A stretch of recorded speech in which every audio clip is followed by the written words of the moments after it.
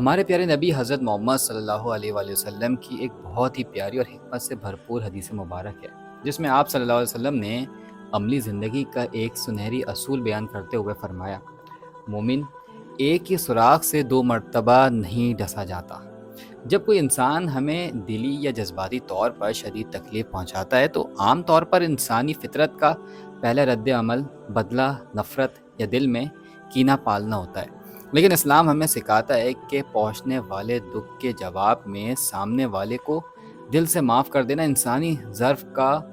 اولین اور سب سے اعلیٰ درجہ ہے۔ معافی کا اصل مقصد سامنے والے پر احسان کرنا نہیں ہے، بلکہ خود اپنے آپ کو اس ذہنی قید اور منفی جذبات سے آزاد کرنا ہے جو بدلے کی آگ میں جلنے سے پیدا ہوتے ہیں۔ جب آپ کسی کو معاف کر کے اس کے لیے بھی اور اپنے لیے بھی استغفار کرتے ہیں کہ اللہ مجھے بھی معاف کرے اور اسے بھی معاف کرے، تو آپ اپنے دل کا بوجھ ہلکا کر دیتے ہیں۔ اس عمل کے نتیجے میں اللہ تعالیٰ انسان کی اندرونی وجود کو وہ طاقت، سکون اور تقویت عطا فرماتا ہے جس کا انسان عام حالات میں تصور بھی نہیں کر سکتا۔ یہ معافی انسان کو ذہنی تناؤ سے نجات دلا کر ایک پرسکون زندگی گزارنے کے قابل بناتی ہے۔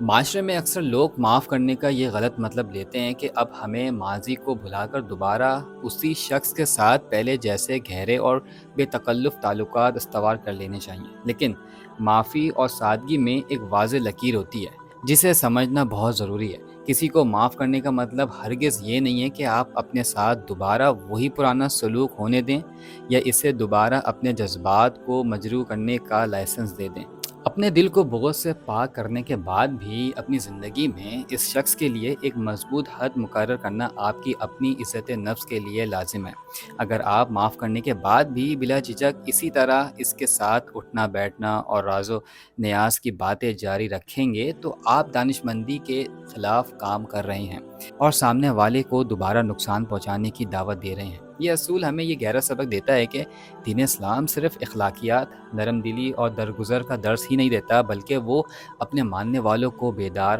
ہوشیار اور اپنے تجربات سے سبق سیکھنے کی تاکید بھی کرتا ہے۔ اگر ایک شخص ماضی میں آپ کے اعتبار کا فائدہ اٹھا چکا ہے، آپ کو دھوکہ دے چکا ہے یا آپ کی عزت نفس کو ٹھیس پہنچا چکا ہے تو اس پر دوبارہ اندھا اعتبار کرنا نادانی ہے۔ معافی دل کو کینے سے صاف کرنے اور آخرت کے معاملے کو اللہ پر چھوڑنے کا نام ہے، لیکن ماضی کی غلطیوں سے سبق نہ سیکھنا اور خود کو دوبارہ اسی مشکل میں ڈالنا مومن کی شان اور بصیرت کے خلاف ہے۔ ایک سچا مومن بااخلاق ہونے کے ساتھ ساتھ عقل مند بھی ہوتا ہے۔ خلاصہ یہ ہے کہ یہ اصول ہمیں سماجی اور عملی زندگی گزارنے کا ایک بہترین توازن سکھاتا ہے۔ ہمیں بدلے کی آگ میں جلنے، سازشیں کرنے والوں کو اللہ کی رضا کے لیے معاف کر دینا چاہیے تاکہ ہم خود اندرونی طور پر آزاد اور پرسکون ہو سکیں، لیکن اس کے ساتھ ہی اپنی عزت نفس، ذہنی صحت اور حفاظت کی خاطر اس شخص سے ایک مناسب اور محفوظ فاصلہ برقرار رکھنا چاہیے تاکہ زندگی میں دوبارہ اس قسم کے دکھ یا دھوکے کا سامنا نہ کرنا پڑے۔